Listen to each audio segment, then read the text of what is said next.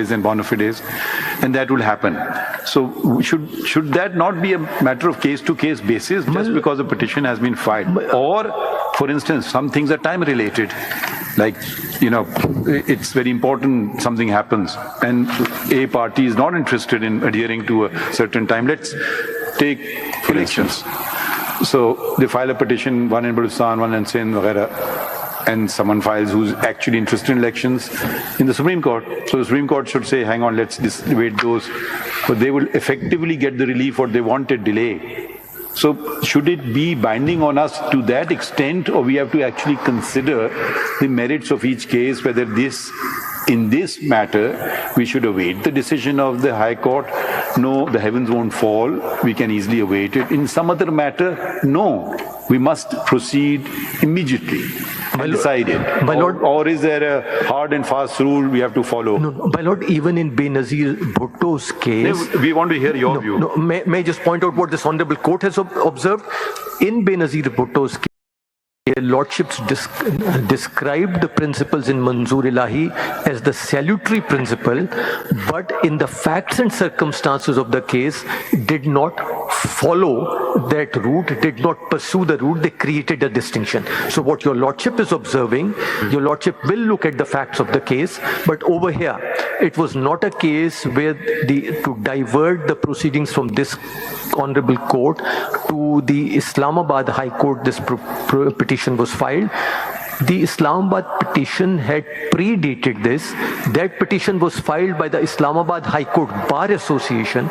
It was not filed by any surrogate petitioner, and it was pending the hearing, and that objection was raised at the very first stage before this Honorable Court that the Benazir Bhutto's case applies.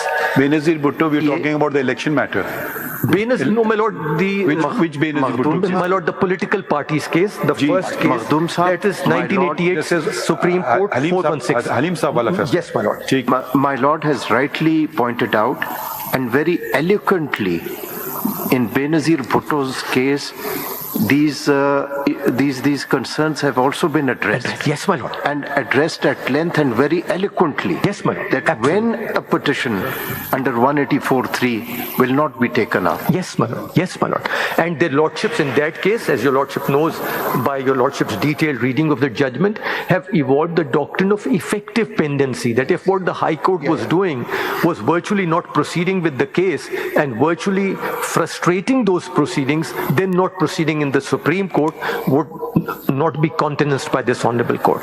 It was submitted that that was not the case over here. To the contrary, after filing the petition in this Honorable Court, adjournments were being obtained from the Islamabad High Court that now that we have gone to the Supreme Court, please don't proceed over here. So it was an altogether different situation, and that is why it was relied upon. Let me clarify one thing from you. If, there's a big if, capitalized big if, we accept, for the sake of argument, don't think we have, this quorum non judice. Are you just relying on that ground, and then the petition in Islamabad High Court gets revived, and we just stop? My lord, or are you also going on the merits? My lord, I would, as a council does, I would raise these 2 or 3 preliminary submissions, and I would also show to your lordship that even on merits the petition was not maintainable, and I will identify them also in one-liners before your lordship. My lord, besides the second submission, the third one was that this was a unique case in the common law history of constitutional countries. There is no similar case, and I had made that submission, and the counsel for the petitioner did not come up with a case. My submission was that this was the first case of its kind where the petitioner in the petition itself, the petitioner himself had said that he himself had passed this law through various ordinances. And much of what had happened in the 2022 Act was incorporating what he had done through ordinances. Are those ordinances on record? Those ordinances were on record. Are on record. And Yes, and, my lord. and they've been also, maybe the petitioner has realized that those ordinances were not proper. and the Maybe it has realized subsequently. My lord, And that the is majority what he submits. That is what he submits, and that's why I'm saying that therefore his antecedents became a matter for consideration before this honorable court, that can a petitioner... Yeah, but where is this admission? Lord, it is there, if your lordship will... It is also mentioned in the judgment of... Yes, my lord, but if your lordship will... the majority judgment, but they haven't gone beyond that. Yes, my lord. They've said that since that is no more a law, therefore they didn't consider it. My lord, if your lordship may see it in the words of the petitioner himself, it is in part 1 of your lordship's intra-court appeal paper book, in paragraph 6 on page 121. Paragraph? Paragraph 6, page 121, part 1.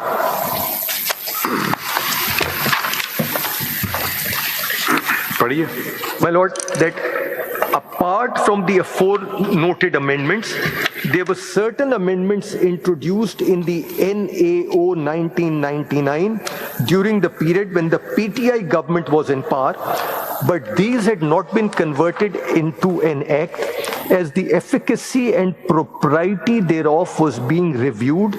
However, before any final decision could be taken in respect of the said amendments, which were introduced through 2 presidential ordinances, that is Ordinance number 23 of 2021 and Ordinance 26 of 2021, the government regime changed as noted above. Be that as it may, the incumbent government has retained these amendments with retrospective effect and subtle changes of expression, which too are being assailed in the instant petition as being ultra vires the Constitution. Who has drafted this? Khaja Haris, the council. Isn't this a remarkable argument? That was I'm going to change the law of Pakistan through an ordinance, or rather through 2 ordinances, and I'm going to think whether this is appropriate or not afterwards. My lord, Is this a submission being made by Mr. Khwaja Haris? My lord, I had before the 3-member bench used slightly more colorful language and said paragraph 6 is an example of the Wild West. Shoot first, ask questions later.